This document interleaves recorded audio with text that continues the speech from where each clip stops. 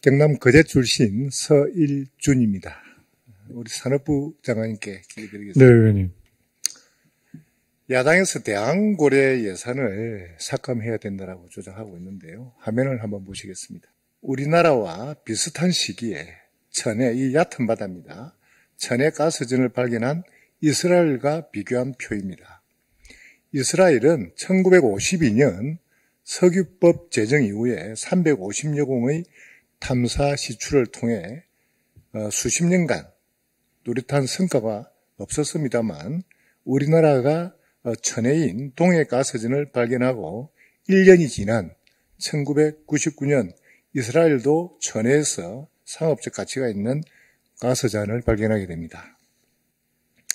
첫 가스전 발견 이후에 우리나라와 이스라엘은 전혀 다른 길을 걷고 있는데요. 이스라엘은 육상에서 천해, 천해에서 심해로 이루어지는 탐사 사이클을 통해 수심 700m 이상의 28개 심해 탐사 시추공을 뚫는 등 총 374번에 따른 육상 천해 심해에서 탐사 시추를 진행을 합니다. 반면 우리나라는 심해 시추가 고작 3번에 불과하고 육상 천해를 포함해도 탐사 시추는 총 68번에 불과합니다.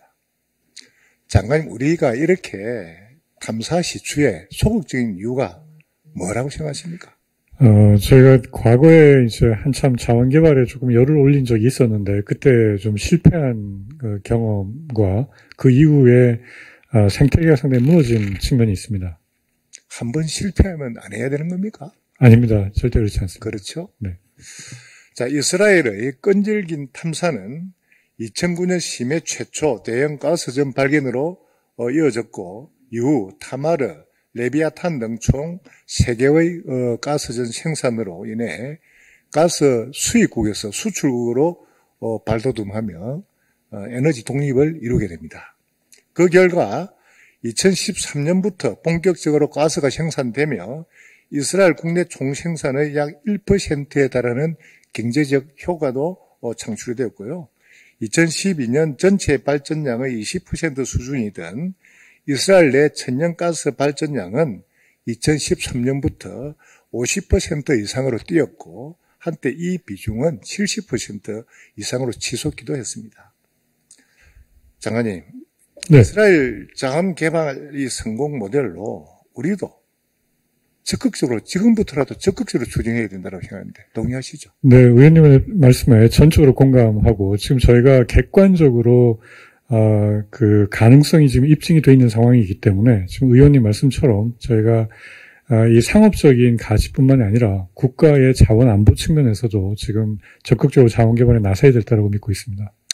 일각에서는 대항고래 사업이 예타를 회피하기 위해서 사업 쪼개기로 진행하는 것을 의심하면서 1차 공시체 후부터 예타가 필요하다라고 주장하는데요. 이에 대해서는 어떻게 생각하십니까? 지금 저희가 이번 12월 달에 추진하고 있는 거는 지금 기존에 있는 조강권 하에서 하는 의무 시추이기 때문에 지금은 기존에 있는 계획대로 가고 있는 거고요. 그렇죠. 이게 지금 이제 시추 결과에 따라서 내년에 넘어가게 되면은 우리가 조강권을 완전히 재설정을 해야 되고, 그렇죠. 조강 계약이 바뀌고, 그 다음에 지금 저희가 해외 투자를 유치를 하고 있는데, 이렇게 되면은 개발 주체들도 지금 바뀔 수가 있습니다. 그래서 완전히 사업 내용 자체가 완전히 새로운 사업이 되기 때문에, 그때 되면은 저희가 필요한 경우에 기재부하고 협의를 해서 예타를 받을 그렇죠. 계획입니다. 2천억 이상이 예타 대상이죠. 그렇습니다. 그렇죠. 네. 그래서 1차는 마무리하고, 네. 2차 이후부터의 2천억 이상이 되면, 그렇습니다. 기재부 협의해서. 네, 절차에 따라서 저희가 진행을 할 계획입니다. 네. 저는 우리 그 정치권이 하나된 모습을 보여야 되는데, 이게 정말 이 정쟁으로 세월을 보낸다면 앞으로 메이저 기업들하고 협상해서 또 분리하고 투자도 제대로 못 받을 수 있다고 생각합니다. 정말 정치권이 하나된 모습으로 적극 지원해 줘야 된다고 생각하고, 정부에서도 이스라엘 그 모델을 교훈 삼아서 적극적으로 추진을 해 주시기를 당부드리겠습니다. 네, 그렇게 하겠습니다. 네. 지난 그 문재인 정부의 탈원전 정책으로 정말 고사위기에 몰렸던 원전 산업이 윤석열 정부 들어서 다소 이제 지금 살아나고 있습니다. 네, 그렇습니다. 정책을 폐기하고 그래서 원전 르네상스 시기를 맞았다라고 이렇게 이야기를 하고 있는데요.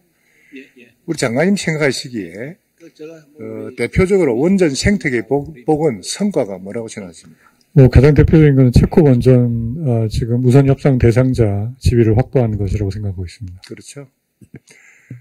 근데 이 체코 원전 일각에서는 뭐 조금 전에 우리 또 야당 의원님께서 뭐 쪽박이니 뭐 이렇게 말씀하시는데 이게 쪽박입니까? 대박입니까? 어떻게 생각하십니까? 당연히 그 경제성이 굉장히 높고 예. 우리 국내 원전 생태계를 키울 수 있는 아주 중요한 계기라고 생각을 하고 있습니다. 그렇죠. 대박이죠. 지난 그 10월 30날 우리 신한울 두기 착공했잖아요. 그렇습니다. 두기에 11조 7천억이죠. 네, 약 12조 정도 됩니다. 약 12조죠. 네. 그에 반해 우리 체코 도코바니 두기는 24조 아닙니까? 예, 예상 사업비가 지금 24조입니다. 그냥 상술적으로 봐서 2배인데 이게 어떻게 쪽박입니까? 참 기가 막힌 호도입니다.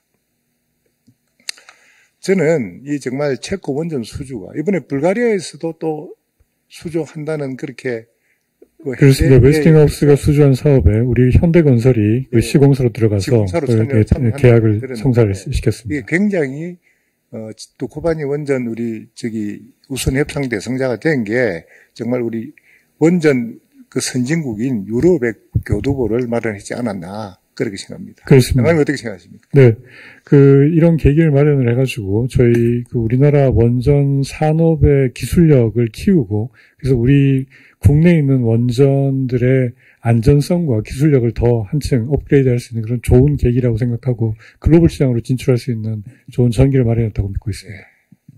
지금은 이제 원전 르네상스라고 하는데 지금 정말 준비가 되어 있는지 한번 되짚어 보도록 하겠습니다. 지난 정부 탈원전 정책으로 원전 종사 인력이 줄어들어서 일할 사람이 부족하고 원전 관련 학과 지원자도 감소하여 원전 산업의 미래를 책임질 인재 양성도 실패를 했습니다. 화면을 한번 보시겠습니다. 문재인 정부였던 2017년부터 2021년까지 원전 운영을 담당하던 한수원은 347명, 보수 유지 업무를 담당하는 한전 KPS는 189명,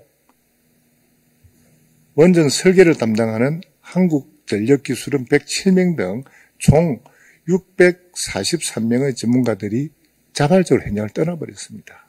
그 다음 화면 한번 보시겠습니다. 원자력 산업 실태 조사 보고서를 보면 원자력 전공 입학생입니다. 학사 기준으로 2017년에는 552명에서 2021년에는 396명으로 줄어들고 있습니다.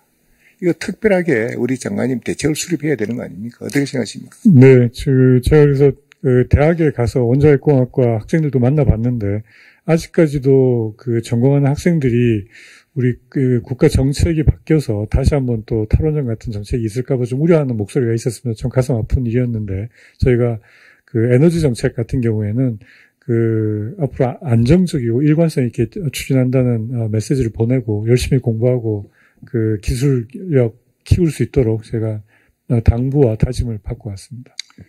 야당에서는 원전만 추진을 하고 재생에너지는 추진을 안 한다. 이렇게 또 호도를 하는데 이 부분에 어떻게 생각하십니까? 아닙니다. 우리나라의 에너지 믹스는 지금 원전과 재생에너지 두 축으로 지금 저희가 갈 예정이고요. 계속 이걸 키우는 작업을 그렇죠. 계속 하고 있고 지금 11조 전기본에서도 그게 명확하게 반영이 되어 있습니다. 그렇죠. 원전도 키우고 재생에너지도 키우고 반드시 같이 가야 됩니다. 그렇죠. 네. 같이 가야 되는 거죠. 네. 네.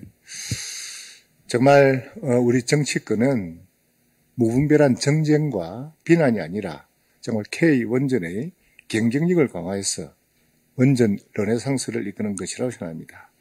정치로 인해 원전 산업의 미래가 무너지는 일이 다시는 없도록 정부 차원에서 많은 지원과 예산 확보를 위해 모든 힘을 쏟아 주시기를 당부드리겠습니다. 네. 트럼프 대통령 당선되시고 네. 윤석열 대통령과 통화를 하면서 지금 한미 안보 경제 동맹의 신동력으로 K조선이 지금 주목을 받고 있는데요. 네, 그렇습니다. 지금 그 트럼프 대통령과 윤석열 대통령 그 통화에서 한국의 세계적인 군함과 선박 건조 능력을 잘 알고 있다면서 MRO 분야에서도 긴밀하게 협력하기 위해 윤석열 대통령과 좀 더 얘기하길 원한다라고 말씀한 바 있습니다. 이렇게 미국 대통령 당선인이 우리나라 K조선을 인정하면서 우리나라 대통령께 이렇게 구체적으로 이야기한 것은 굉장히 이례적인 일이라고 생각하는데 장관님 어떻게 생각하십니까? 네, 그렇습니다. 저희가 한미 지금 경제 산업 관계를 풀어나가는 좋은 아주 계기가 될 거라고 생각을 하고 있습니다. 네. 트럼프 대통령 당선인이 정말 군함과 선박 MRO 분야에서 한미 간 협력을 강조하면서 우리 국내 조선사들 더 탄력을 받을 것으로 이렇게 보이는데 지금 특정 기업에서는 지금 미국 그 보급선 4만 톤급이 들어서 지금 MRO를 하고 있잖아요. 그렇습니다. 그래서 이건 앞으로 한미 동맹에도 굉장히 좋은 영향을 미칠 거라고 생각을 합니다. 좀 우리 산업부 차원에서도 좀 적극적으로 나서 주시기를 당부드리겠습니다. 네, 조만간 그 조선 업계들하고 같이 그 조선 산업 키울 수 있는 여러 가지 방안들 저희가 발표하도록 하겠습니다. 그리고 이 MRO 산업이 그 전 세계적으로는 한 80조 정도 되는데 네. 미국 군함만 1년에 20조입니다. 그렇습니다. 그래서 미국 자체 조선소에서는 MRO 사업을 하기 쉽지 않으니까 아마 트럼프 대통령께서 우리나라에 이렇게 요청을 했는데 이게 정말 한미 동맹을 통해서 서로 신뢰만 확실하게 구축이 된다면 이건 뭐 해마다 20조니까요. 이거 엄청난 블루오션이라고 생각하는데 조금 더 우리 정부에서 깊은 관심을 당부를 드리겠습니다. 네, 양국이 윈윈할 수 있는 아주 좋은 분야고 저희가 아주 깊게 이 분야를 저희가 잘 활용할 수 있고 키울 수 있는 방안을 만들어 나가도록 하겠습니다. 네, 우리 국토부 장관님께 질의드리겠습니다. 네, 국토부 장관입니다. 네. 가덕 신공항 지금 건설 차질 없이 추진되고 있는 거죠. 이제 설계가 시작이 됐습니다. 예. 네, 설계 추진되고 지금 보상 관련한 업무가 어떻게 되고 있습니까? 보상 업무는 이제 부산시와 경남도가 주관을 해서 국립대학에서 지금 연구 조사 영역을 하고 있습니다. 마무리 단계에 가 있습니다. 화면 한번 떼어주세요. 이 화면이 뭐냐면 그 인천국제공항 건설할 때 피해 지역 총계 피해 보상 지역입니다. 이게 강화도에 있는 지역까지 한 30km 되는데 이 지역까지 지금 피해 보상이 많이 된 걸로 그렇게 알고 있는데요. 정말 우리 보울경 동남권 우리 국민들의 수건사인 가덕 신공항을 적기에 정말 잘 추진되는 것도 물론 중요하지만 그 뒤안길에 있는 어민들 보상도 좀 철저하게 용역을 해서 추진해 주시기를 당부를 드리겠습니다. 예, 그렇게 하겠습니다. 아마 연구진에서 합리적인 충분히 공감할 수 있는 그런 결과를 내놓지 않을까 생각을 합니다. 그러니까 과거에 이제 인천공항 사례가 있으니까요. 충분히 사례를 참고해서 예, 좋은 참고가 될 터인데요. 뭐 일률적으로 바닷길을 또 그려갖고 이렇게 지도상에 그려갖고 재 수는 없는 거지만 바다는 다 비슷합니다. 어쨌든 그런 사례를 참고해서 합리적인 결과가 나올 것으로 생각을 합니다. 우리 국토부 장관님 전국에서 그 민자도로 중에 통행료 최고 비싼데 어딘가 혹시 아십니까? 거가대교. 얼마인지 아시죠? 예, 10,000원씩, 소형차 기준으로 10,000원씩 받습니다. 성경차 기준. 그 혹시 거리가 어느 정도 되는 거 아십니까? 거가대교. 길이 말입니까? 길이. 총 연장은 33km 정도 되고요. 그건 거가대로까지 하는 거고. 예. 거가대교는 다리하고 8.2km. 진내 터널만 8.2km. 8.2km 정도. 예. 8.2km에 10,000원 주고 다닙니다. 근데 이게 이렇게 왜 비싼 이유 혹시 아십니까? 잘 아시지만, 이제, 교량을 넣으면 좀 싸졌을 텐데, 네. 이게 군 작전 문제가 있어가지고, 네. 우리가 아마 가보신 분도 아시겠지만, 그냥 바닷속으로 들어가는 침매 터널이라는 좀 특수 그렇죠. 공법을 사용하다 보니까, 공사비가 많이 들었었습니다. 그렇죠. 그래서 이게 정말 교량으로 했으면 한 7천억 정도면, 한 6천 몇백억 정도 되면 마무리되었으면 아마 통행요금이 절반 정도밖에 안 됐을 겁니다. 그런데 이게 군 작전상 친매 터널을 하자 해서 국가안보입니다. 국가안보를 이유로 한 5천억 정도 늘어났어요. 그러면 이게 국비가 그만큼 투입돼야 되는데 국비가 얼마만큼 투입되는 거 혹시 아십니까? 장관님. 그 당시의 말씀인가요? 그렇죠. 5천억이 예. 추가로 늘어났는데 예. 국비는 국비 지원은 총 1조 235억 원이었는데 공법 변경에 따라서 1,447억. 그게 이제 공법 변경한 게 5천억 정도 되는데 지원한 거는 불과 3분의 1밖에 안 한 겁니다. 그래서 30%밖에 지원을 안 해놓으니까 70%가 통행료에 들어가 있는 거예요. 그러니까 전국에서 가장 비싸고 살인적인 통행료입니다. 지금 우리 기재부하고 국토부에서 도와주셔서 윤석열 정부 들어와가지고 지금 그 용역 중에 있습니다. 네. 특별히 좀 관심을 가지시고 네, 한번 네. 챙겨주시기를 당부드립니다. 예, 유사한 사례까지 묶어가지고 교통연구원에 지금 연구 용역 중에 그렇죠? 있는데요. 잘 한번 살펴봐 주시기 예, 바랍니다. 잘 살펴보겠습니다. 예. 산림청장님 계십니까? 예, 있습니다. 산림청장님, 자 화면 한번 보십시오. 화면 한번 떼어주세요. 이 한쪽은 난대수목원이고 한쪽은 한아시안 국가정원입니다. 이 내용 아시죠? 예, 알고 있습니다. 이 한아시안 국가정원을 왜 시작한 겁니까? 청장님? 처음에는 이제, 한아세안 정상회의 때, 그렇죠? 이 한아시안 발의가 정상회의 때 문재인 대통령께서 네, 한아시안 정상 기념해서 네, 국가정원을 한번 만들겠다라고 했는데 네, 이게 난대 수목원 경쟁을 하다가 난대 수목원에 탈락된 도시에 국가정원을 하는 게 맞지 않느냐라고 산림청에서 이야기한 거죠. 예, 용역 결과가. 그렇죠. 용역 결과가 그렇게 나온 예, 거죠. 예. 다음 화면 한번 떼어주세요. 이 화면이 이제 조금 전 청장이 말씀 마찬가지로 용역 결과 보고서입니다. 자, 다음 화면 한번 떼어주세요. 부총리 한번 화면 한번 보십시오. 예, 난대 수목원하고 한아시안 국가정원 비교를 한 겁니다. 이게 비슷하게 추지가 난대 수목원하고 한아시안은 따로 분리해서 생각할 수 없는 건데요. 난대 수목원 경쟁을 하다가 탈락된 도시에 한아시안 국가정원을 산림청 용역을 통해서 건유를 해서 이제 시작이 된 건데 이게 지금 예타는 1년이고 근데 한아시안 국가정원은 1년이 지났는데도 아직도 진행 중입니다. 배후 도시 인구 규모를 보면 엄청 차이가 납니다. 예상 방문객도 차이가 많이 납니다. 이 부총리 사업 시기는 뭐 별반 차이가 없었는데 한 아시안 국가정원이 이렇게 늦은 이유가 뭐라고 생각하십니까? 예타가 왜 빨리 안 됩니까? 부총리님 어떻게 생각하십니까?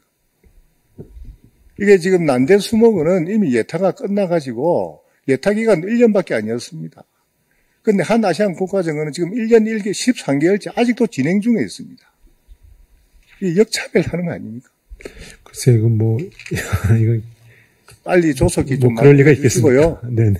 조속히 마무리해 주시고. 네, 그렇게 하겠습니다. 지난번 제가 결산 때도 제가 그 부총리께 한번 말씀드린 네네. 고속도로도 마찬가지입니다. 네네. 고속도로도 지금 예타 중인데 네네. 제가 특정 사업하고 비교를 해서 그런데 지역 균형 발전 차원에서 양 도시가 다 윈윈해야 되는 겁니다. 그래서 정말 특정 지역이 소외감을 느끼지 않도록 부총리님 각별한 관심과 성원을 당부드리겠습니다. 네, 그렇게 하겠습니다. 예, 고맙습니다. 수고하셨습니다.